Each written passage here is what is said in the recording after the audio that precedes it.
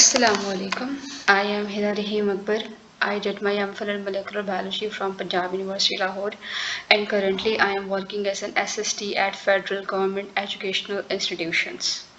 आज हम स्टार्ट करने लगे हैं 9th क्लास की फेडरल बोर्ड की बायोलॉजी की बुक की एक सीरीज़, जिसमें सबसे पहले हम यूनिट 1 को कवर करेंगे, उसके बाद यूनिट 2 को, यूनिट 3 को और ऑनवर्ड हम कंप्लीट बुक कवर करेंगे।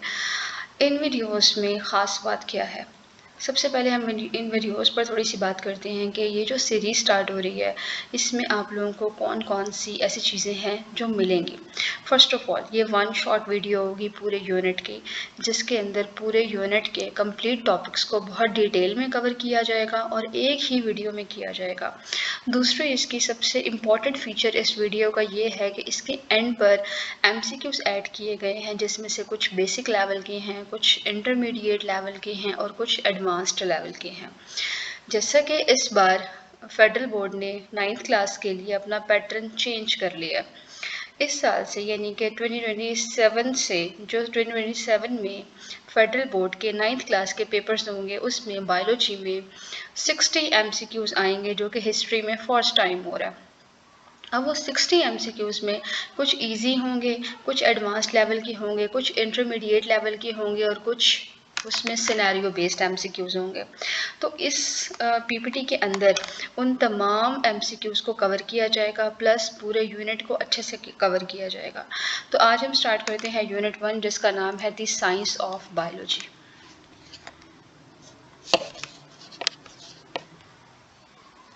फर्स्ट ऑफ ऑल हम ये देखते हैं कि इस यूनिट में हम कौन कौन से टॉपिक्स को कवर करेंगे।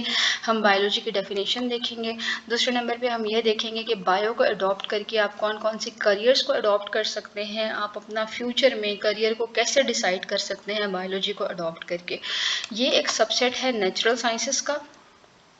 उसके बाद हम देखेंगे कि कुरान ने स्टडी ऑफ लाइफ को किस तरीके से रिवील किया है। उसके बाद हम बायोलॉजी की मेजर ब्रांचेस देखेंगे। सबसे पहली ब्रांच है बॉटनी।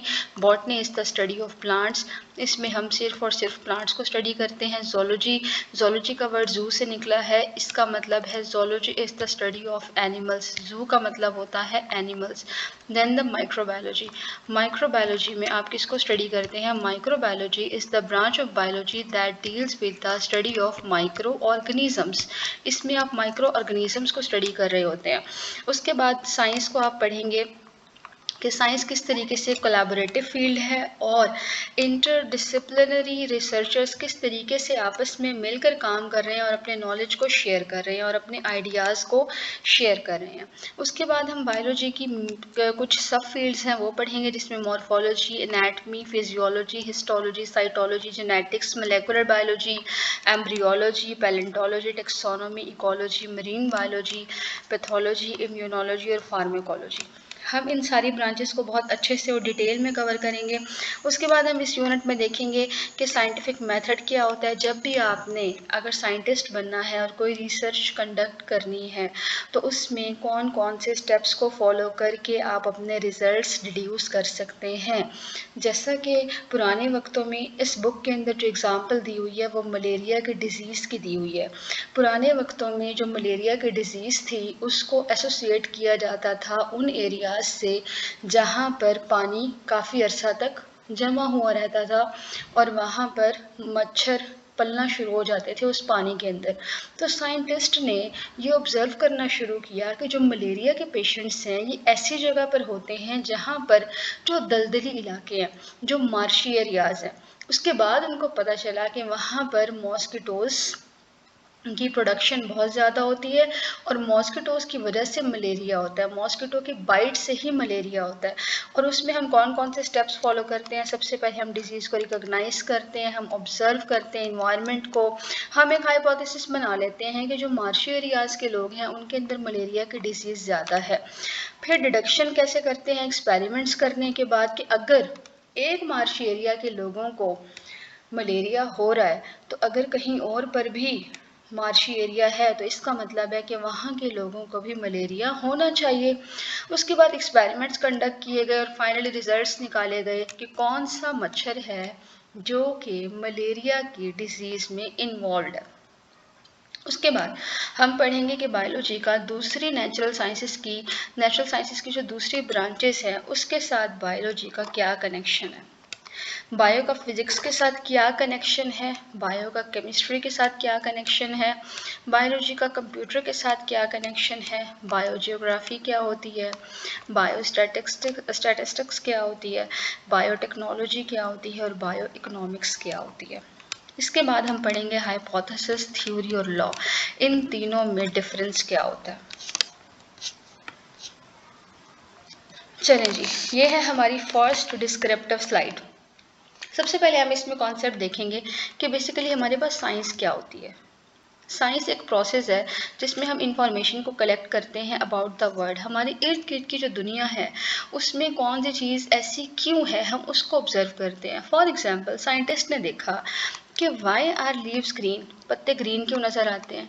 साइंटिस्ट ने इस पर रिसर्च की पूरे साइंटिफिक मेथड के थ्रू, बाद में वो ये रिजल्ट निकाल पाए कि पत्ते इसलिए ग्रीन नज़र आते हैं क्योंकि उनके अंदर एक पिगमेंट पाया जाता है जिसको हम कहते हैं क्लोरोफिल, इसीलिए पत्तों का कलर हमें कैसा नज़र आता है, ग्रीन।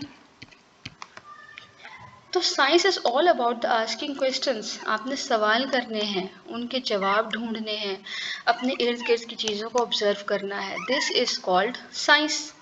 साइंस में कैसे, क्या, कहाँ, क्यों, ये सब हमारे सराउंडिंग्स में हो रहा है, कैसे हो रहा है, क्या हो रहा है, आसमान का रंग नीला क्यों नज़र आता है।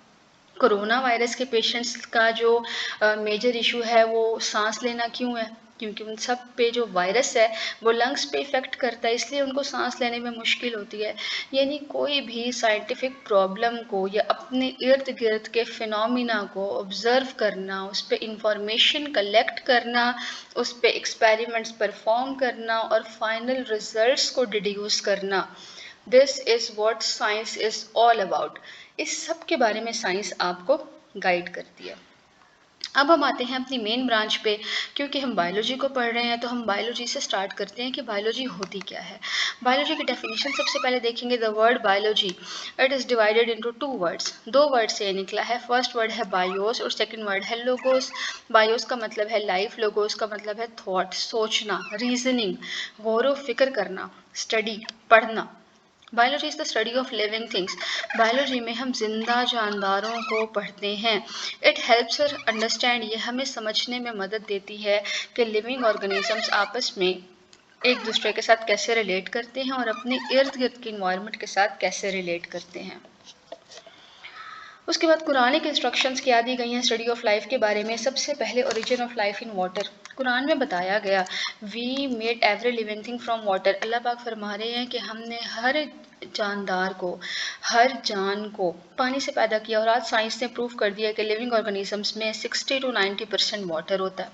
क्रिएशन ऑफ मैन, अल्लाह पाक ने कहा ही क्रिएटेड मैन, अल्लाह पाक ने इंसान को बनाया फ्रॉम क्ले, मट्टी से, like that of the pottery, जैसे बर्तन के लिए मट्टी का पहले सांचा बनाया जाता है, फिर उसको क्लेन के अंदर रख के उसको पकाया जाता है और उसको कोई ना कोई बर्तन की शेप दी जाती है। इसी तरीके से अल्लाह पाक ने इंसान बनाया मट्टी से और पानी से। तो साइंस ने इस चीज़ को भी कंफर्म कर दिया कि जो क्रिएशन है वो स्टेप्स में हुई, पानी से हुई, फिर उसमें क्ले मिक्स की गई पानी के साथ और फिर इंसान बनाया गया। उसके बाद इंसान की डेवलपमेंट कैसे होती है, कुरान पाक ने इस पर भी एक आयत नाजिल की कि ड्रॉप, पहले एक कतरा होता है, देन क्लॉट, उसके बाद एक लोथड़ा होता है, देन लिटिल लंप, उसके बाद वो एक छोटे से मैस में कन्वर्ट हो जाता है, फिर अल्लाह पाक ने उसमें हड्डियाँ बनाई, फिर अल्लाह पाक ने उसमें गोश्त डाला, यानी कि एक इंसान बना दिया। इसी तरीके से साइंस ने भी डेवलपमेंटल स्टेजेस के बारे में बताया कि सबसे पहले एग और स्पर्म से जाइगोट फॉर्मेशन होती है। जाइगोट फॉर्मेशन के बाद हमारे पास एम्ब्रियो बनता है और एम्ब्रियो से हमारे पास पूरे ऑर्गेनिज्म की फॉर्मेशन हो जाती है। एम्ब्रियो के बाद हमारे पास पूरे ऑर्गेनिज्म की फॉर्मेशन हो जाती है, यानी कि वो डेवलपमेंटल स्टेजेस जो हमें कुरान ने बताई, आज साइंस ने भी उन डेवलपमेंटल स्टेजेस को कंफर्म कर दिया। मुस्लिम साइंटिस्ट के जस्ट नेम्स याद करने हैं कि कौन कौन से मुस्लिम साइंटिस्ट थे जिन्होंने बायोलॉजी की फील्ड में सर्व किया। First one is Jabir bin Hayyan, second one is Abdul Malik Asmai and third one is Bu Ali Sina, जिनको एविसीना भी कहा जाता है। Then comes the major fields of biology. Biology की major fields कौन कौन सी हैं? 3 मेजर फील्ड्स हैं। First one is botany. Botany is the study of plants. Example है fern, pine, rose and mango. Zoology का वर्ड निकला है जू से। जू का मतलब होता है एनिमल्स। इसका मतलब है zoology is the branch of biology that deals with the study of animals. Example है fish, frog, lizard and cat. Then comes the microbiology.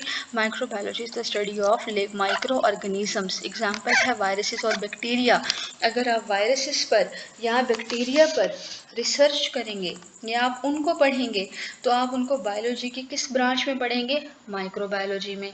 अगर आप एनिमल्स को पढ़ेंगे तो बायोलॉजी की किस ब्रांच में पढ़ेंगे? ज़ूलॉजी में।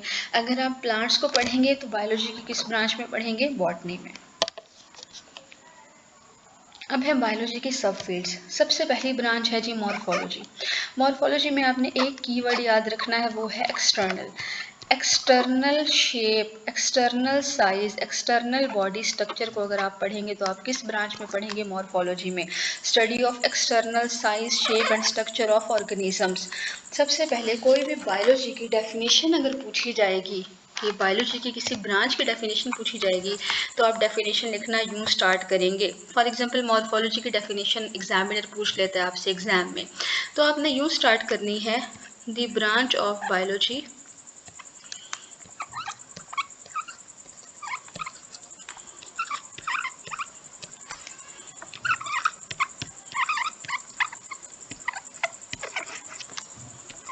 which deals with the study of। कोई भी डेफिनेशन आप यहाँ से स्टार्ट करेंगे, दी branch of biology which deals with the study of. अब मॉर्फोलॉजी है तो दी branch of biology which deals with the study of size, external size, shape and structure of organism. For example आप किसी flowering plant की morphology पढ़ते हैं तो आप उसके रूट्स के बारे में पढ़ें। अगर आप उसके रूट्स के साइज़ के बारे में पढ़ रहे हैं कि इनकी रूट्स का साइज़ कैसा है, इनकी रूट्स थिक हैं या थिन हैं, इनकी रूट के जो हेयर्स हैं वो थिक हैं या थिन हैं, वो लॉन्ग हैं या शॉर्ट हैं, अगर आप उनका सिर्फ और सिर्फ स्ट्रक्चर देख रहे हैं एक्सटर्नल, आप उसके स्टेम का साइज देख रहे हैं कि इसका जो तना है वो कितना मोटा है, पतला है, लंबा है, छोटा है, लीव्स देख रहे हैं कि उसके जो पत्ते हैं वो नैरो हैं या ब्रॉड हैं या किस कलर के हैं, उसके फ्लावर्स किस कलर के हैं, उनके फ्लावर्स की शेप कैसी है, उस प्लांट पे फ्रूट कैसा लगता है। मैंगो है तो उसकी शेप कैसी होगी, उसका कलर कैसा होगा, उसका साइज कैसा होगा, तो इसको आप क्या कहते हैं? मॉर्फोलॉजी। अब आती है एनाटमी। एनाटमी मॉर्फोलॉजी के साथ ही लिंक्ड है। एनाटमी में भी आप स्ट्रक्चर देखते हैं, बट कौन सा? इंटरनल। एनाटमी के लिए जो आपका कीवर्ड है वो क्या है? Internal. Anatomy is the branch of biology that deals with the study of internal structure of organisms, also called internal morphology. ये इंपॉर्टेंट बात है, anatomy is also called internal morphology. Example है ह्यूमन मसल्स। अगर आप human का size, shape और उसके external features को स्टडी कर रहे हैं तो आप उसको मॉर्फोलॉजी में स्टडी करेंगे। अगर आप उसके इंटरनल ऑर्गन्स को, हार्ट को, ब्रेन को, किडनीज को, लीवर को, स्टमक को, small intestine, large intestine, lungs, जो उसके इंटरनल ऑर्गन्स हैं, आप उसकी बोन्स को स्टडी कर रहे हैं, आप उसके मसल्स को स्टडी कर रहे हैं, जो इंसान के अंदर के ऑर्गन्स हैं, अगर आप उनको स्टडी कर रहे हैं तो आप उनको बायोलॉजी की किस ब्रांच में स्टडी करेंगे? एनाटमी में। Then comes the physiology. Physiology में अगर आप ह्यूमंस के इंटरनल ऑर्गन्स कौन कौन से फंक्शन परफॉर्म करते हैं, अगर आप उनको स्टडी करेंगे तो उसको आप किस ब्रांच में स्टडी करेंगे? फिजियोलॉजी में। For example digestion. डाइजेशन में stomach, small intestine, large intestine ये इन्वॉल्व है। रेस्पिरेशन में हमारे लंग्स और हार्ट इन्वॉल्व है। एक्सक्रीशन में हमारे किडनीज इन्वॉल्व है। फोटोसिंथेसिस की बात की जाए तो प्लांट्स के अंदर फोटोसिंथेसिस में प्लांट्स के जो लीव्स होते हैं, पत्ते होते हैं, वो खुराक तैयार करवाते हैं। यानी अगर आपने ह्यूमंस के, प्लांट्स के या किसी भी लिविंग ऑर्गेनिजम्स के जो ऑर्गन्स हैं वो जो स्पेसिफिक फंक्शन परफॉर्म कर रहे हैं, अगर आपने उनको पढ़ना है तो आप बायोलॉजी की किस ब्रांच में पढ़ेंगे? फिजियोलॉजी में। Then comes the histology. Histology is the study of tissues. Histology is the branch of biology that deals with the study of tissues of organism. Example है epithelial tissue. Epithelial tissue आपकी skin में पाया जाता है, लिखा हुआ है which covers the entire body surface, यानी आपकी जो बॉडी की स्किन है उसमें जो एपिथेलियल टिश्यू है, अगर आप किसी भी टिश्यू की स्टडी करेंगे तो आप उसको किस ब्रांच में स्टडी करेंगे? हिस्टोलॉजी में। और ब्रांचेस आ गई हैं साइटोलॉजी। साइटोलॉजी तो जो वर्ड साइटो है इसका मतलब होता है cell. The branch of biology that deals with the study of cell structure and function of the cell. हमारी बॉडी ट्रिलियंस ऑफ सेल से मिलकर बनी है। एक सेल होता है, उसके साथ दूसरा मिलता है, तीसरा मिलता है, चौथा, पांचवा, इस तरीके से जब ट्रिलियंस ऑफ सेल्स आपस में मिलते हैं तो क्या बन जाती है? ह्यूमन बॉडी बन जाती है। तो आप क्या करते हैं? सेल को स्टडी करना, उसके स्ट्रक्चर को, उसके फंक्शंस को, उसके अंदर जो ऑर्गेनेलीज पाई जाती हैं उनको स्टडी करना, इसको आप कहते हैं cell biology. Then comes the genetics. Genetics वो ब्रांच है जिसमें आप उन कैरेक्टरिस्टिक्स को स्टडी करते हैं, आप हेरिडिटरी कैरेक्टरिस्टिक्स को स्टडी करते हैं जो एक जनरेशन से दूसरी जनरेशन में ट्रांसफर हो रहे होते हैं। हेरिडिटरी कैरेक्टर्स ये वो कैरेक्टर्स होते हैं जो हम अपने वालिदैन से लेते हैं। फॉर एग्ज़ाम्पल, हमारा और हमारे पेरेंट्स का आई कलर सेम है, हमारा और हमारे पेरेंट्स का हेयर कलर सेम है, हमारी शक्ल उनसे मिलती है, हमारे अंदर ऐसी कैरेक्टरिस्टिक्स हैं जो हमारे पेरेंट्स जैसी हैं। कुछ लोगों में उनके पेरेंट्स से जेनेटिक डिजीज़ेस मिलती हैं, तो वो जीन्स जो पेरेंट्स से उनके बच्चों में ट्रांसफ़र होते हैं और वो जीन्स जो कि स्पेसिफिक कैरेक्टरिस्टिक्स में इन्वॉल्व हैं। For example I colour, for example height, parents लंबे हैं तो बच्चे भी लंबे हैं, पेरेंट्स की हाइट कम है तो बच्चों की भी कम है। इस तरीके से वो कैरेक्टर्स जो हम अपने पेरेंट्स से एक्वायर करते हैं उसको हम किस ब्रांच में पढ़ते हैं? जेनेटिक्स में। एग्जाम्पल यहाँ पर दी हुई है रेड फ्लावर प्लांट की। अगर एक प्लांट है उसके रेड कलर के फ्लावर्स हैं तो उस वो जितने भी उसके बेबी प्लांट्स होंगे उन सब के भी फ्लावर्स किस कलर के होंगे? रेड कलर के होंगे। उसके बाद है molecular biology. This is the branch of biology that deals with the study of biomolecules. इस ब्रांच में आप किसको स्टडी करते हैं? बायोमोलिक्यूल्स के। आपका इस बुक में जो यूनिट 2 है, यूनिट 2, ये आपका कंप्लीट मॉलिक्यूलर बायोलॉजी पर है। इसमें आप कंप्लीट इस ब्रांच को बहुत डिटेल से पढ़ेंगे कि मॉलिक्यूलर बायोलॉजी में आप कौन कौन से बायोमोलिक्यूल स्टडी करते हैं। बायोमोलिक्यूल्स में आप क्या क्या स्टडी करते हैं? आप डीएनए, आरएनए, आप स्टडी करते हैं कार्बोहाइड्रेट्स,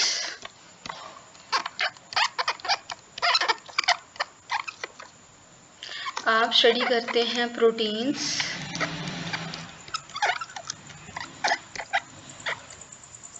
और आप स्टडी करते हैं लिपिड्स।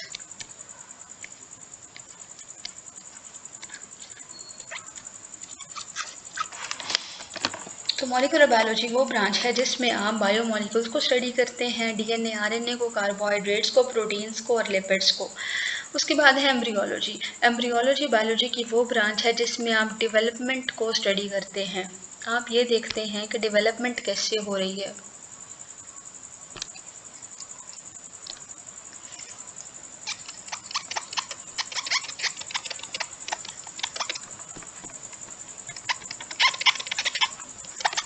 आप डेवलपमेंट को स्टडी करते हैं, आप देखते हैं कि एक एग से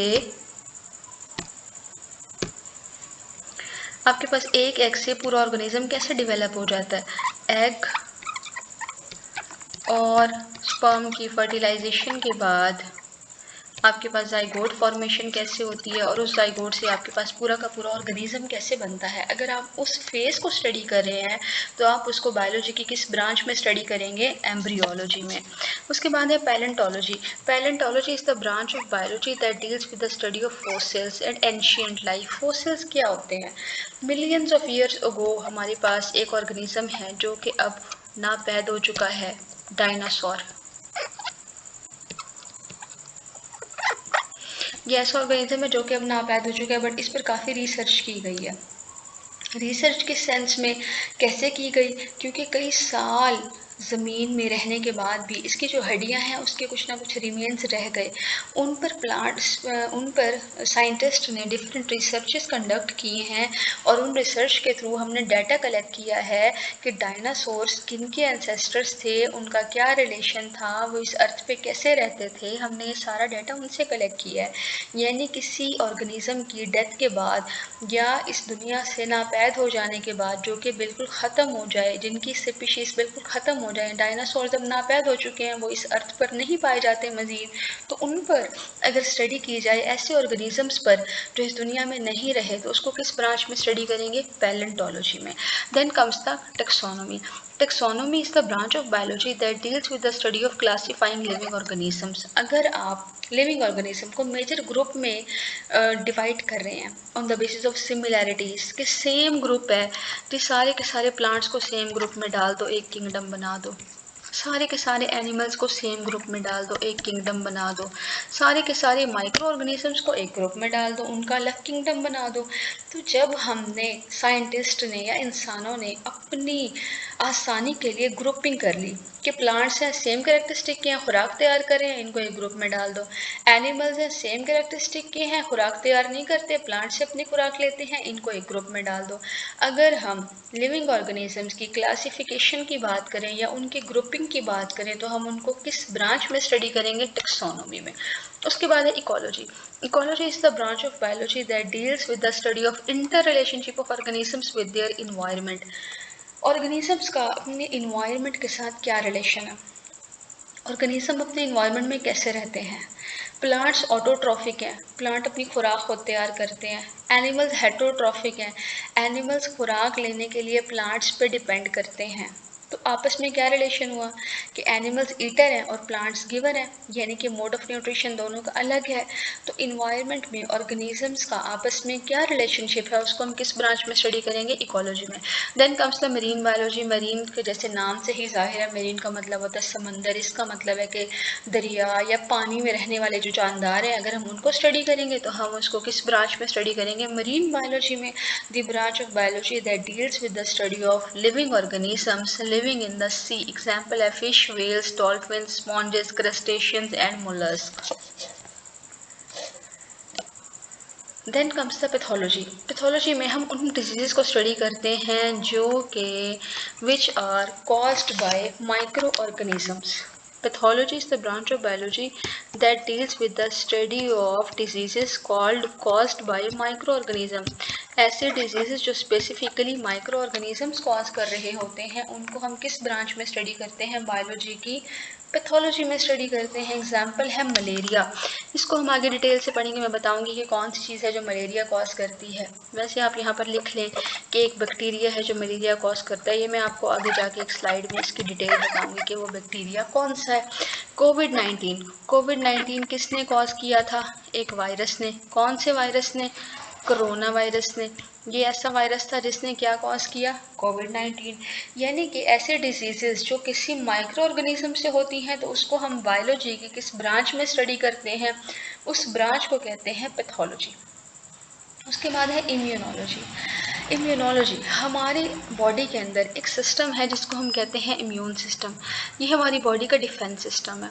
अगर कोई इन्फेक्शन होता है बॉडी में, तो हमारा इम्यून सिस्टम उसके खिलाफ लड़ता है, सेल्स प्रोड्यूस करता है, वाइट ब्लड सेल्स प्रोड्यूस करता है. तो इस ब्रांच को हम क्या कहते हैं? इम्यूनोलॉजी. फॉर एग्जाम्पल, बचपन में बेबी को तकरीबन 1.5 साल तक काफ़ी वैक्सीन्स के शॉट्स लगते हैं. पोलियो वैक्सीन लगती है, चिकन पॉक्स की वैक्सीन लगती है. कभी आपने सोचा कि वो वैक्सीन लगने के बाद इंसान के अंदर एक बुखार इंड्यूस हो जाता है, टेम्परेचर इंड्यूस हो जाता है? क्यों होता है? क्योंकि हमारी बॉडी का जो इम्यून सिस्टम है वो एक्टिव हो जाता है, वो वाइट ब्लड सेल्स पैदा कर लेता है, वो अपनी बॉडी में मेमोरी रख लेता है कि अगर दोबारा मुझे किसी ऐसे ऑर्गेनिज्म से एक्सपोजर हुआ, दोबारा कोई ऑर्गेनिज्म माइक्रो ऑर्गेनिज्म मेरी बॉडी में एंटर हुआ, तो मैंने अपने वाइट ब्लड सेल से उसके साथ फाइट करना है और अपने अंदर वो डिजीज़ डेवलप नहीं होने देनी. तो इंसान की बॉडी का जो इम्यून सिस्टम है, जो हमारा डिफेंस सिस्टम है, उसको हम किस ब्रांच में स्टडी करते हैं? इम्यूनोलॉजी में. एग्जाम्पल है पोलियो वैक्सीन. जो लोग पोलियो की वैक्सीनेशन करा लें उनको कभी भी पोलियो लाइफ में नहीं होता. पोलियो वैसे पूरी दुनिया से इरेडिकेट हो चुका है except for the Pakistan. Pakistan में भी बलूचिस्तान में एक आध केस निकल आता है अब भी, क्योंकि वहाँ के लोग वैक्सीनेशन नहीं कराते हैं, जबकि पंजाब में और बाकी एरियाज़ में वैक्सीनेशन प्रॉपरली हो जाती है, तो पोलियो का कोई केस नहीं निकलता. Pharmacology. Pharmacology is the branch of biology that deals with the study of drugs. इसमें हम पढ़ते हैं दवाइयों के बारे में, जो हमारी बॉडी में कैसे इंटरेक्ट करती हैं, उनके इफ़ेक्ट्स क्या हैं, साइड इफ़ेक्ट्स क्या हैं, मैकेनिज़्म क्या है, हमारी बॉडी में एब्जॉर्ब कैसे होती हैं, हमारी बॉडी से बाहर एलिमिनेट कैसे होती हैं, बॉडी के अंदर उनकी एफिकेसी कितनी है, उनकी टॉक्सिसिटी कितनी है, वो बॉडी के लिए कितने नुकसान पैदा कर सकती हैं, वो बॉडी को कितना फ़ायदा दे सकती हैं, वो बॉडी में जाके कितनी देर बाद, कितने घंटे बाद हमारे ब्लड में एब्जॉर्ब होंगी, कितने घंटे बाद वो अपना मैकेनिज्म ऑफ एक्शन स्टार्ट करेंगी और कितनी देर बाद इंसान को रिलीफ आएगा उस पेन से या उस बीमारी से जिससे वो लड़ रहा है। तो अगर हम ड्रग्स का पाथवे, मैकेनिज्म, उनके साइड इफ़ेक्ट्स, उनकी एफिकेसी, उनकी सेफ्टी, उनकी टॉक्सिसिटी, ये सारी चीज़ें स्टडी करें तो उसको किस ब्रांच में स्टडी करेंगे? फार्माकोलॉजी में। अगले स्लाइड पर चलते हैं। नेक्स्ट स्लाइड है जी व्हाट आर फोसिल्स। हमने अभी बायोलॉजी की एक ब्रांच पढ़ी जिसमें हम फोसिल्स को स्टडी करते हैं, वो है palaeontology. Palaeontology is the branch of biology that deals with the study of fossils. Fossils होते क्या हैं? Fossils are the preserved remains और traces of ancient plants and animals that lived long ago. ऐसे animals और ऐसे plants जो कि बहुत पहले इस दुनिया से ख़त्म हो गए, लेकिन उनकी हड्डियाँ गलने सड़ने के बाद भी कुछ ना कुछ बच गई, तो उनको साइंटिस्ट क्या करते हैं? केमिकल्स लगा के प्रिजर्व कर लेते हैं ताकि उन पर रिसर्च की जा सके। They can be bones, teeth, shells यानी बॉडी कवर्स और इवन इम्प्रिंट्स लाइक फुटप्रिंट्स, और कभी किसी जगह पे उनके पाँव का निशान रह गया तो वहाँ से कोशिश करते हैं कि उनका शेप को एग्जामिन कर सकें कि अगर उनके पाँव का ये निशान है तो उनकी बॉडी शेप इस तरीके की थी। फॉसिल्स रॉक्स में कन्वर्ट हो जाते हैं मिलियंस ऑफ ईयर्स के बाद। फॉसिल साइंटिस्ट को हेल्प करते हैं कि वो पास्ट में, माजी में किस तरीके की ज़िंदगी थी उसको ऑब्जर्व कर सके और उसको स्टडी कर सके। अब है हमारा next topic relationship of biology with other sciences. Bio का दूसरी साइंसेस फील्ड्स के साथ क्या कनेक्शन है? पहला है बायोफिजिक्स। बायोलॉजी और फिजिक्स की ब्रांच अगर आपस में लिंक होके वर्क करें तो कैसे करेगी? अगर हम इसकी बायोलॉजी की बात करें, एक फील्ड है डीपीटी, डॉक्टर ऑफ फिजियोथेरेपी। उसमें क्या होता है? वह ह्यूमंस के अंदर मसल मूवमेंट, बोन मूवमेंट को स्टडी करते हैं और उसमें ज़्यादा से ज़्यादा क्या हो रहे होते हैं? फिजिक्स के लॉज अप्लाई हो रहे होते हैं। दूसरा, हम फिजिक्स को कहाँ यूज़ करते हैं? फिजिक्स के बहुत सारे ऐसे लॉज हैं जो हमारे पास अप्लाई होते हैं लैब में, जहाँ पर रेडिएशन बेस्ड टेस्ट होते हैं। जैसे कैंसर के डायग्नोसिस के लिए टेस्ट होता है, जैसे सीटी स्कैन है, जैसे एमआरआई है, उसमें सारी की सारी मैग्नेटिक रेज यूज़ हो रही होती हैं, जो कि कहाँ से हम डिराइव करते हैं, जो कि एक फिजिस्ट और बायोलॉजिस्ट मिल के काम करता है और फिर वो वैसी मशीन्स बनाने के फाइनली काबिल हो जाते हैं। तो बायो और फिजिक्स आपस में क्या करती हैं? मिल के वर्क करती हैं। Then biochemistry. बायो और केमिस्ट्री का लिंक क्या है? लिविंग थिंग्स के अंदर मुसलसल क्या हो रहे हैं? केमिकल रिएक्शंस हो रहे हैं, केमिकल प्रोसेसेस हो रहे हैं, क्योंकि हमारी बॉडी में प्रोटीन्स होते हैं, हमारी बॉडी में एंजाइम्स होते हैं जो कि मुसलसल वर्क कर रहे होते हैं। आप खाना खाते हैं, आपके स्टमक में एंजाइम्स हैं जो कि आपके खाने को डाइजेस्ट करते हैं। इस तरीके से इस टाइम आपकी बॉडी में जो आपके मसल्स हैं वो एक स्पेसिफिक टाइप ऑफ प्रोटीन से बने हुए हैं, जो आपका ब्रेन है उसमें स्पेसिफिक टाइप ऑफ प्रोटीन है, आपके ऑर्गेनेलीज में एक्टिन ट्यूबुलिन प्रोटीन्स हैं, आपके डीएनए में हिस्टोन प्रोटीन्स हैं। तो ये सारी की सारी प्रोटीन्स बॉडी के अंदर हैं और बॉडी के अंदर मुसलसल केमिकल रिएक्शंस हो रहे होते हैं। ऑक्सीडेशन रिडक्शन रिएक्शन हो रहा होता है, डाइजेशन हो रही होती है, आप सांस ले रहे हैं, सांस लेने का प्रोसेस हो रहा है, एक्सक्रीशन हो रही है।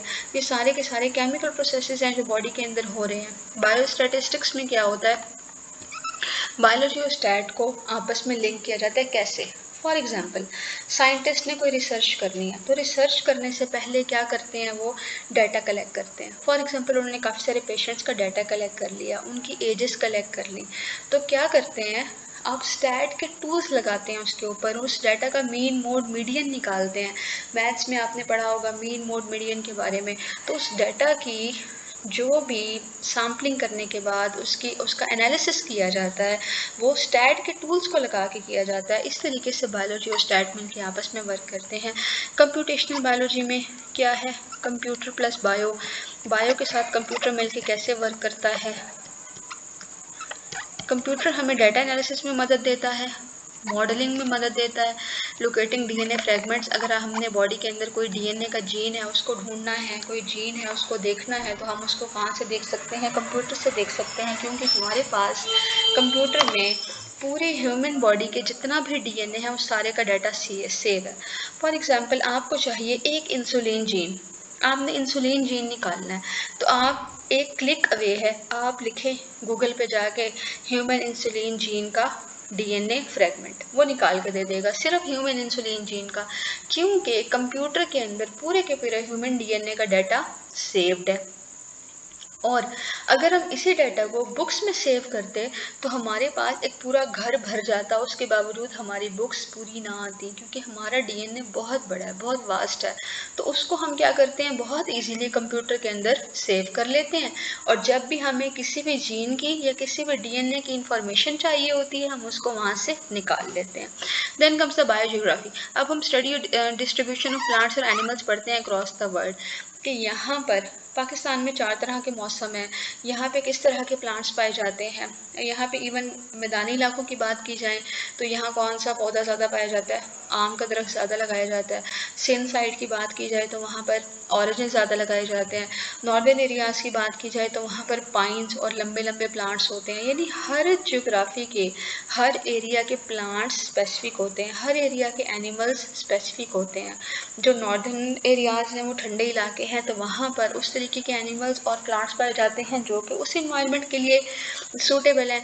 यहाँ पर वैसे प्लांट्स और वैसे एनिमल्स पाए जाते हैं जो इस इलाके के लिए सूटेबल हैं। Then comes the biotechnology. Biotechnology में आप ऑर्गेनिजम्स को मैनिपुलेट करते हैं, जेनेटिक इंजीनियरिंग की टेक्निक को यूज़ करते हैं। इस पर भी आपका आगे कंप्लीट यूनिट आएगा कि आप कैसे करते हैं। बायोटेक्नोलॉजी में आपने ऑर्गेनिजम्स को किस तरीके से यूज़ करना है और जेनेटिक इंजीनियरिंग की टेक्निक कैसे लगानी है। फॉर एग्जांपल, पुराने ज़माने में हमने इंसुलिन बनानी थी और हमें इंसुलिन चाहिए होती थी, तो हम इंसुलिन कैसे बनाते थे। इंसुलिन बनाने के लिए हम हॉर्सेस का कत्ल करके उनके पैंक्रियाज से इंसुलिन को निकाला करते थे, और बहुत थोड़ी अमाउंट में इंसुलिन मिला करती थी। तो क्या किया साइंटिस्ट ने, और वो जो इंसुलिन थी जो हॉर्सेस से निकाली जाती थी, वो ह्यूमंस को जब लगाते थे तो एलर्जिक रिएक्शन कॉज हो जाते थे, क्योंकि एक वैक्सीन जो कि एक हॉर्स के अंदर पैदा हो रही है, वो आप ह्यूमंस को जाके इंजेक्ट कर दें।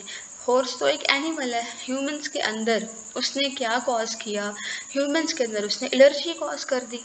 फिर साइंटिस्ट ने सोचा कि हमें ऐसी टेक्निक यूज़ करनी चाहिए कि हम इंसानों के ही जीन से इंसानों के लिए ही इंसुलिन पैदा करें, ताकि वो इंसुलिन अगर हम इंसानों को लगाएं तो उनके अंदर किसी भी किस्म की डिजीज़ पैदा ना हो। तो उन्होंने क्या किया, इंसान के अंदर से इंसुलिन का जीन निकाला, उस जीन को उन्होंने एक वेक्टर में डाला, वेक्टर में डालने के बाद ये जीन अटैच कर दिया, वेक्टर में डालने के बाद उन्होंने बहुत सारी इंसुलिन इससे प्रोड्यूस कर ली बायोरिएक्टर्स के अंदर। उस इंसुलिन को उन्होंने छोटी छोटी डब्बियों में पैक करके फाइनली क्या किया, मार्केट्स में भेज दिया और फार्मास्यूटिकल कंपनीज में भेज दिया, और उनको वहाँ पर जाके बेचना शुरू कर दिया। तो बायोटेक्नोलॉजी में आप डीएनए को, प्रोटीन्स को यूज़ करके, ऑर्गेनिजम्स को यूज़ करके, जेनेटिक इंजीनियरिंग की टेक्निक लगा के क्या कर रहे होते हैं, ऐसी चीज़ें पैदा कर रहे होते हैं जो कि ह्यूमन फ्रेंडली हैं। Then comes the bio economics. Bio economics में हम क्या देखते हैं कि हमारी क्रॉप एक्सपोर्ट वैल्यू क्या है। Pakistan 3rd world largest agricultural country है। पाकिस्तान के अंदर वीट सबसे जो नंबर 1 एक्सपोर्टर है पाकिस्तान, वो वीट का है, और 3rd लार्जेस्ट एक्सपोर्टर है कॉटन का।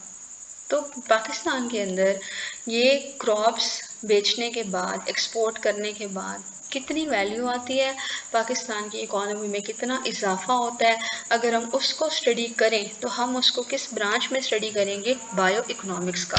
इस तरीके से बायोलॉजी इकोनॉमिक्स के साथ रिलेटेड है।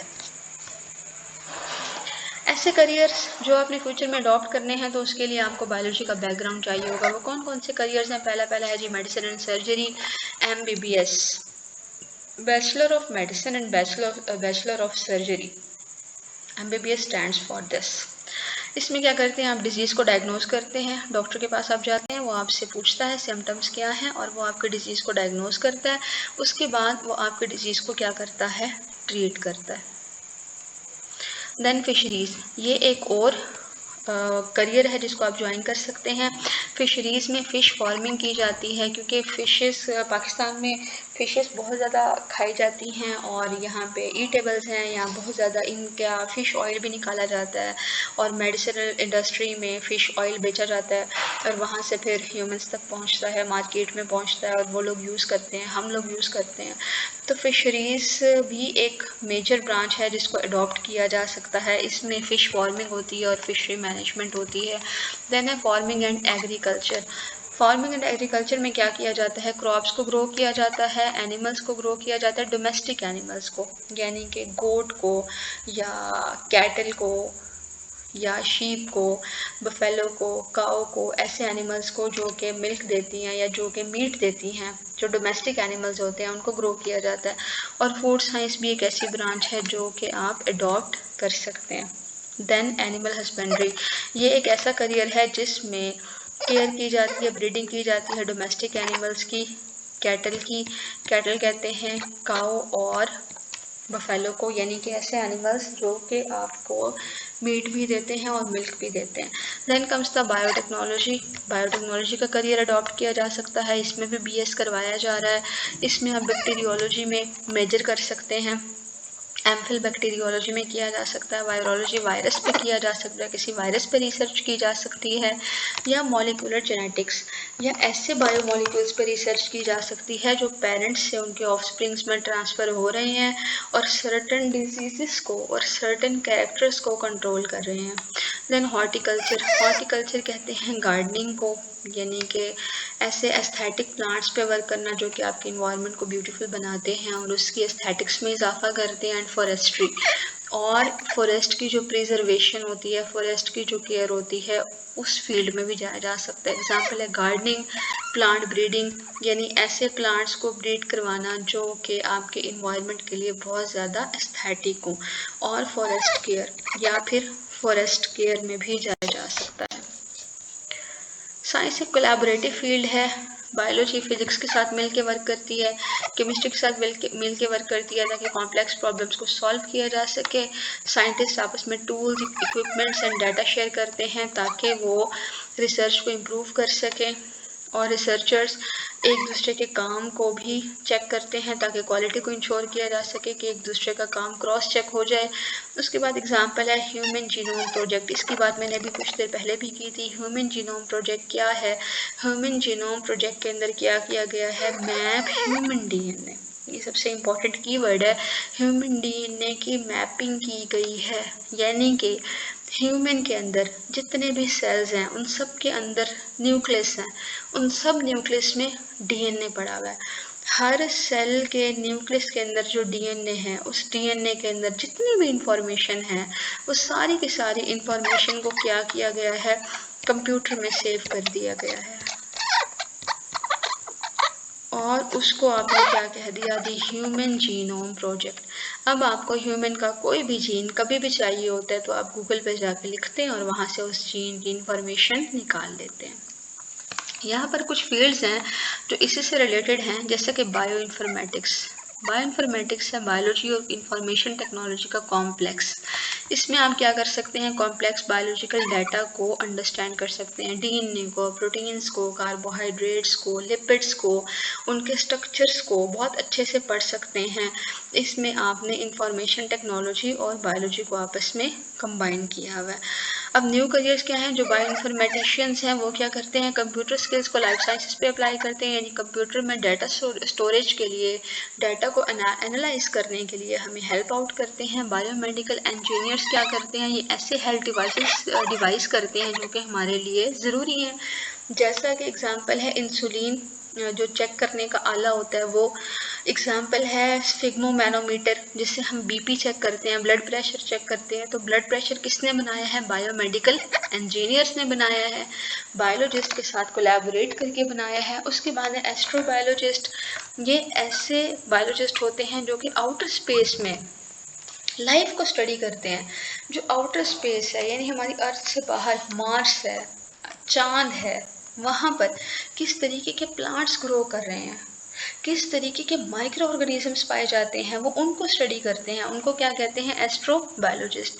देन कम्स द क्रायोबायोलॉजिस्ट, ये वो बायोलॉजिस्ट होते हैं जो लो टेम्परेचर के इफेक्ट को स्टडी करते हैं ऑन लाइफ। फॉर एग्जांपल ये नॉर्दर्न एरिया में स्टडी कर सकते हैं, फॉर एग्जांपल ये नॉर्थ अमेरिका और साउथ अमेरिका में स्टडी कर सकते हैं, क्योंकि वहाँ पर सारा साल ही सर्दी का मौसम रहता है और बर्फ़बारी रहती है। तो वहाँ पर लो टेम्परेचर का लाइफ पे, ह्यूमन्स पे, वहाँ के एनिमल्स पे, वहाँ के प्लांट्स पे, वहाँ के माइक्रो ऑर्गेनिजम्स पे क्या इफ़ेक्ट हो रहा है, अगर वो उसको स्टडी करेंगे तो वो कौन से बायोलॉजिस्ट कहलाएंगे? Cryobiologist. और वो जिस ब्रांच में इसको स्टडी करेंगे उसको हम क्या कहेंगे? Cryo biology.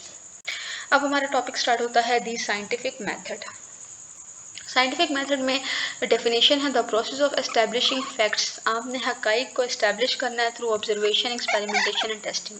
पहले आपने प्रॉब्लम को ऑब्जर्व करना है, फिर आपने उस पर एक्सपेरिमेंट्स परफॉर्म करने हैं, फिर आपने उस पर टेस्ट लगाना है, फिर आपने उसके रिजल्ट्स निकालने हैं और उस रिजल्ट्स को फाइनली आपने पब्लिश करवाना है कि मैंने ये प्रॉब्लम डिटेक्ट किया, उस पर मैंने ये एक्सपेरिमेंट्स परफॉर्म किए, उस पर मैंने ये टेस्ट लगाया और ये मेरे पास उसके फाइनल रिजल्ट्स हैं।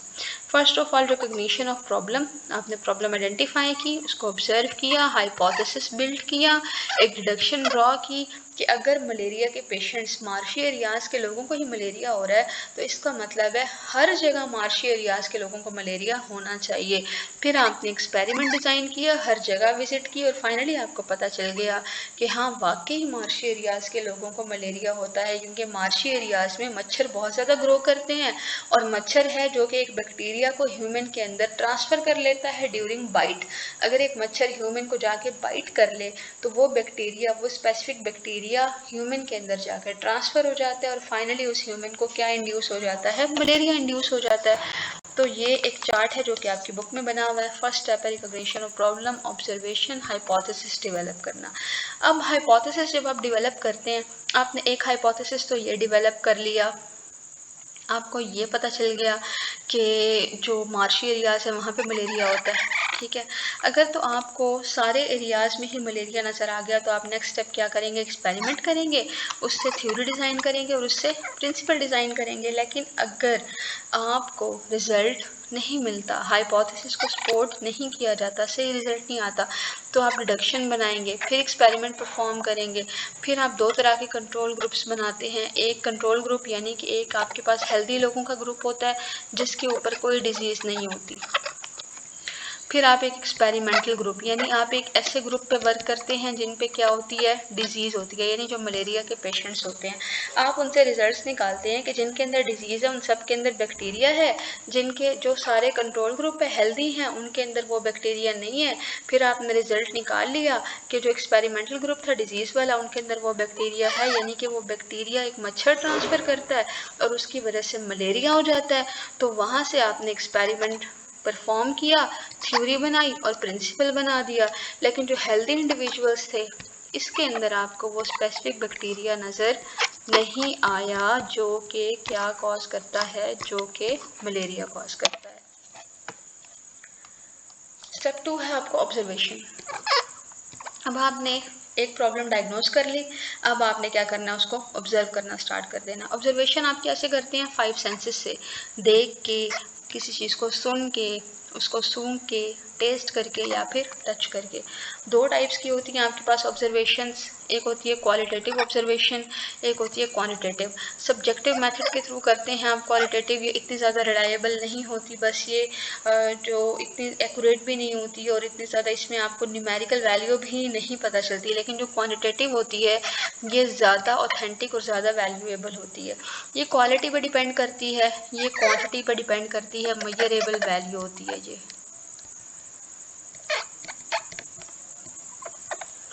इसमें आपको स्पेसिफिक चीज़ की क्वांटिटी पता चल रही होती है, ये इतनी ज़्यादा एक्यूरेट नहीं होती, मेजरेबल नहीं होती। जो क्वांटिटेटिव ऑब्जर्वेशंस होती हैं ये एक्यूरेट और मेजरेबल होती हैं।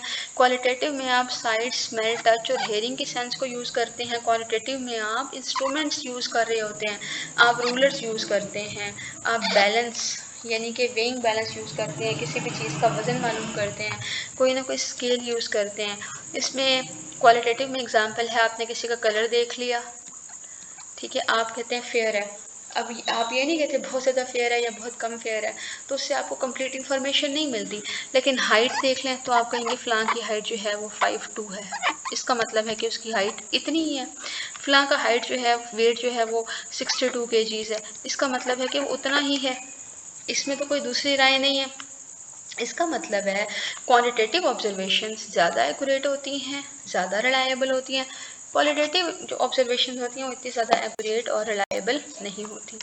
अब आपने हाइपोथेसिस फॉर्मुलेट करना होता है। यहाँ पे क्या करते हैं, हाइपोथेसिस किसको कहते हैं, एक tentative possible explanation of an observation. आपने एक चीज़ ऑब्जर्व की और उसके बारे में आपने एक एक्सप्लेनेशन दे दी, एक स्टेटमेंट बना दी उस बायोलॉजिकल प्रॉब्लम की। जैसा कि हम मलेरिया के एग्जाम्पल से इसको दोबारा स्टडी करेंगे, तो हाइपोथेसिस में एक टेंटेटिव सी आपके पास ऑब्जर्वेशन की स्टेटमेंट है कि आपने ऑब्जर्व किया कि जो दलदली इलाके हैं वहाँ पर मलेरिया की डिजीज़ पाई जाती है। ये आपने हाइपोथेसिस अखज़ कर लिया। हाइपोथेसिस एक जनरल स्टेटमेंट होनी चाहिए, एक टेंटेटिव आइडिया होना चाहिए, यानी कि ऐसी चीज़ जो पॉसिबल भी हो, ऐसी इम्पॉसिबल बातें ना हो उसमें, ऐसी चीज़ जो कि पॉसिबल हो सकती है, ऐसा आइडिया हो जो कि जिसके अंदर पॉसिबिलिटी का चांस हो।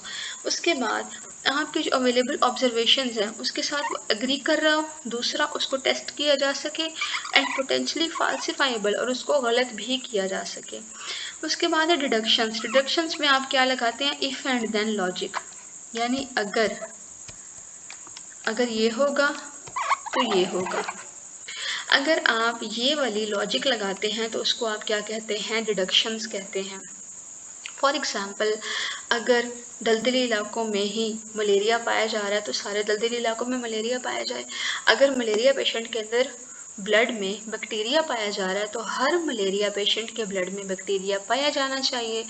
यानी कि अगर आप इफ़ एंड देन लॉजिक लगाएंगे तो फिर आप उस पर क्या करते हैं, एक्सपेरिमेंट्स कंडक्ट करते हैं। फिर है आपके पास hypothesis theory and law. Hypothesis theory और लॉ क्या होता है, हाइपोथेसिस में एक पॉसिबल आंसर होता है एक क्वेश्चन का, यानी आपने पास्ट एक्सपीरियंस पे या अवेलेबल डेटा पे या आपने कोई ऑब्जर्वेशन की है उस पर आपने कोई एक पॉसिबल सी स्टेटमेंट बना ली है, ठीक है। अब इस पे आप क्या करते हैं, फर्दर टेस्ट लगा सकते हैं, फर्दर ऑब्जर्वेशन कर सकते हैं। थ्योरी क्या होती है, थ्योरी का जो स्कोप है वो ज़्यादा ब्रॉडर है, ज़्यादा वाइड है। ब्रॉडर कहते हैं वाइड स्कोप को, यानी इसका जो स्कोप है वो ज़्यादा है as compare to the hypothesis. Hypothesis को अगर आप रिपीटेड एक्सपेरिमेंट से गुजारें तो वो फाइनली किस में कन्वर्ट हो जाता है, थ्योरी में। तो थ्योरी जो है वो ज़्यादा रिलायबल होती है। इसमें ये बहुत सारे लार्ज बॉडी ऑफ एविडेंस, इसमें बहुत सारे ऐसे सबूत होते हैं, यानी कि आपने एक्सपेरिमेंट्स लगाए होते हैं और आपको रिजल्ट्स मिले होते हैं, तो काफ़ी दलाइल और काफ़ी एविडेंसेस के बाद हम थ्योरी बनाने के काबिल हो जाते हैं।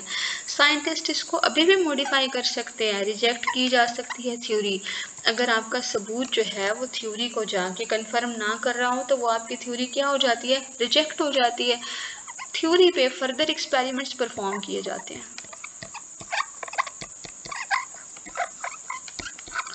उसके बाद वो क्या बन जाता है, लॉ।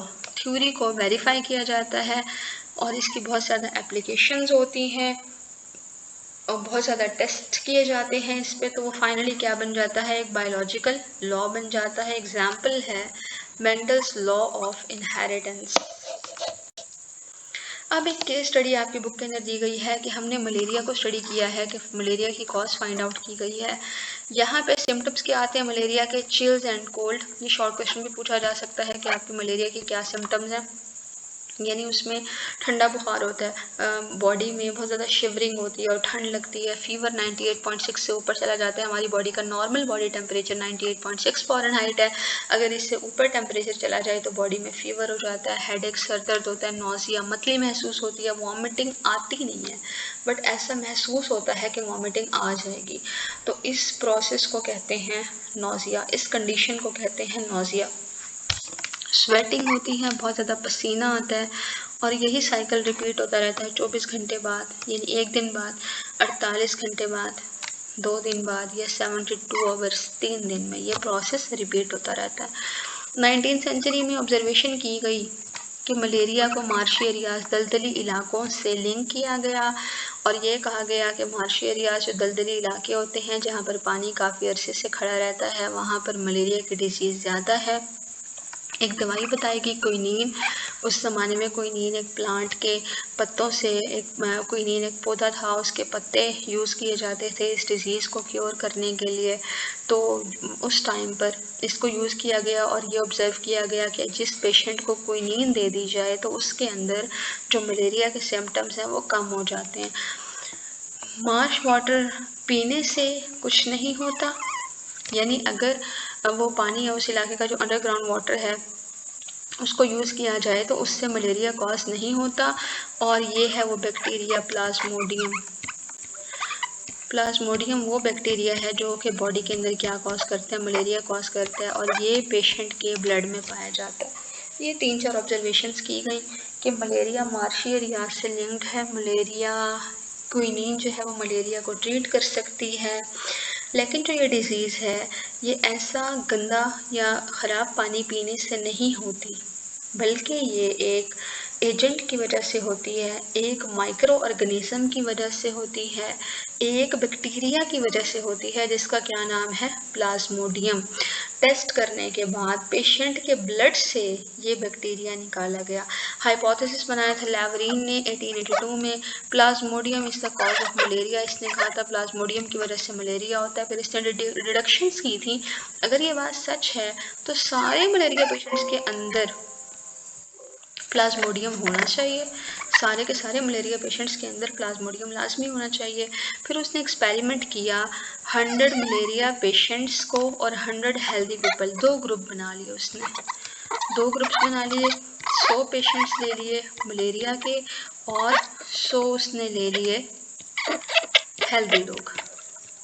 अभी मैंने आपको ऊपर बताया था कि कंट्रोल ग्रुप बनाया और एक्सपेरिमेंटल ग्रुप बनाया। 100 उसने क्या ले लिए, पेशेंट्स, और 100 उसने क्या ले लिए, हेल्दी लोग। कंट्रोल ग्रुप का मतलब होता है हेल्दी पीपल, यानी जिनके ब्लड के अंदर कोई प्लाज्मोडियम ना हो, यानी जिनको कोई भी मलेरिया ना हो। इन दोनों के ब्लड को उसने कहाँ चेक किया, माइक्रोस्कोप में। सारे के सारे पेशेंट्स के अंदर क्या था, प्लाज्मोडियम था। इसका मतलब है कि जो मलेरिया है वो किस वजह से कॉज होता है, प्लाज्मोडियम की वजह से। तो यहाँ पर उसने हाइपोथेसिस को क्या कर लिया, कंफर्म कर लिया। हाइपोथेसिस की कंफर्मेशन हो गई। मलेरिया फैलता कैसे है ये किसने बताया, एक और साइंटिस्ट था किंग्स ने 1883 में ऑब्जर्व किया कि जो वो लोग जो कि बाहर सोते हैं उनको मलेरिया ज़्यादा होता है। वो लोग जो कि नेट्स यानी कि जालियाँ लगा के सोते हैं, या वो जो स्मोकी फायर्स यानी कि आग जलाते हैं, जाहिर है जहाँ पर आग जलती है वहाँ पर भी मच्छर मर जाता है, तो वहाँ पर भी मॉस्किटो नहीं होता। और मलेरिया तो मॉस्किटो के बाइट की वजह से हो रहा है, क्योंकि मॉस्किटो के बाइट में उसके स्लाइवा में क्या होता है, प्लाज्मोडियम। तो ऐसे लोग जो कि जालियों में सोते हैं या फिर वो ऐसी जगह पे सोते हैं जहाँ पर आग जलाई जाती है, वहाँ पर मलेरिया नहीं होता। लेकिन ऐसे लोग जो बाहर सोते हैं उनको मलेरिया होने के चांसेस ज़्यादा होते हैं। उसने हाइपोथेसिस बनाया कि एक मॉस्किटो है वो प्लाज्मोडियम को ट्रांसमिट करता है और मलेरिया फैलाता है। फिर एक और साइंटिस्ट है रोनाल्ड रोज, उसने 1897 में एक एक्सपेरिमेंट किया। उसने कहा कि वो कौन सा मॉस्किटो है। किंग्स ने तो जस्ट ये बताया कि जो मॉस्किटोज हैं, जो मच्छर हैं, ये मलेरिया को फैलाते हैं, ये प्लाज्मोडियम को फैलाते हैं। लेकिन रोनाल्ड रोज ने बताया एनोफिलिस एक ऐसा मॉस्किटो है जो कि मलेरियल पेशेंट को अगर बाइट कर दिया जाए तो उसके अंदर प्लाज्मोडियम मल्टीप्लाई कर जाता है स्टमक में। और फाइनली मॉस्किटो बाइट ने ये कंफर्म कर दिया कि मलेरिया एक पर्सन से दूसरे पर्सन में क्या करता है, मूव करता है। अब क्यूलेक्स है, क्यूलेक्स को एक हेल्दी स्पैरो को इंजेक्ट कराया गया और एक सिक स्पैरो को इंजेक्ट कराया गया। एनोफिलीस है, हेल्दी मैन को इंजेक्ट कराया गया, सिक मैन को इंजेक्ट कराया गया। पहले क्या किया गया, क्यूलेक्स के अंदर मलेरिया जो प्लाज्मोडियम है वो डाल दिया गया। क्यूलेक्स के अंदर भी क्या डाल दिया गया, प्लाज्मोडियम। और एनोफिलिस के अंदर भी क्या डाल दिया गया, प्लाज्मोडियम। अब इन दोनों के स्लाइवा में क्या था, प्लाज्मोडियम। और प्लाज्मोडियम क्या कॉज करता है, मलेरिया। तो क्यूलेक्स ने क्या किया, हेल्दी स्पैरो को इंजेक्ट किया तो हेल्दी स्पैरो के अंदर भी मलेरिया हो गया। एनोफिलिस ने क्या किया, एक प्लाज्मोडियम पहले इंजेक्ट कराया, फिर इसको हेल्दी मैन को इंजेक्ट कराया गया, तो इसने भी क्या किया, उसके अंदर मलेरिया कॉज कर दिया। Then comes the dengue fever. Dengue fever एक डेंगू वायरस है, इस पर भी शॉर्ट क्वेश्चन आ सकता है, पूछा जा सकता है व्हाट इज डेंगू फीवर, इसके सिम्टम्स पूछे जा सकते हैं, इसमें एमसीक्यूज पूछे जा सकते हैं, इंपॉर्टेंट टॉपिक है। डेंगू फीवर क्या होता है, डेंगू फीवर एक मॉस्किटो से फैलता है जिसका नाम है एडीज एजिप्टी, जिसके ऊपर zebra like black and white strips होती हैं, ये नज़र आ रही हैं, ये ब्लैक एंड वाइट स्ट्रिप्स होती हैं इसकी बॉडी में। डेंगू फीवर में सिम्टम्स क्या होते हैं? फीवर बहुत ज़्यादा हो जाता है, नोज़ से ब्लीडिंग आना स्टार्ट हो जाती है, यूरिन के अंदर ब्लड आना स्टार्ट हो जाता है और लीवर का साइज़, जिगर का साइज़ बढ़ जाता है। इसके अगेंस्ट कोई भी अभी तक एंटीवायरल ड्रग प्रेजेंट नहीं है, हमारे पास इसकी कोई भी वैक्सीनेशन प्रेजेंट नहीं है, ना ही हमारे पास इसकी कोई अभी तक ड्रग प्रेजेंट है। उसके बाद अगर इसका सेकंड अटैक हो जाए तो ये मोर डेंजरस है, फैटल हो सकता है, इसकी वजह से डेथ भी हो सकती है। बेस्ट प्रिवेंशन यही है कि अवॉइड किया जाए मॉस्किटो बाइट्स को और मॉस्किटो ब्रीडिंग को, ऐसी जगह पे सोया जाए जहाँ पर मॉस्किटोस ना हो।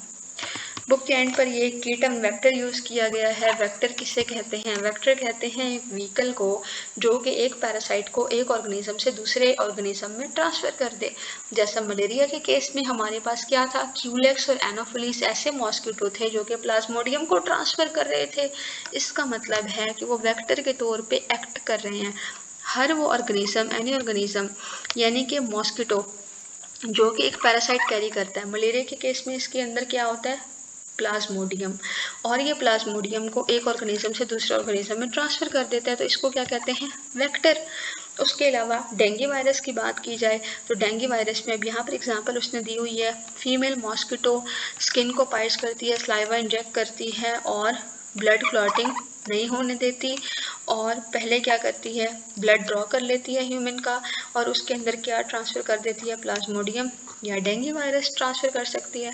अब जो मॉस्किटो प्लाज्मोडियम ट्रांसफ़र करती है उसका नाम था क्यूलेक्स। बर्ड्स के अंदर, स्पैरो के अंदर क्यूलेक्स कर रहा था। ह्यूमंस की बात करें उसके अंदर एनोफिलीस कर रहा था। डेंगू वायरस की बात करें तो डेंगू वायरस में वेक्टर क्या था, एडीज एजिप्टी।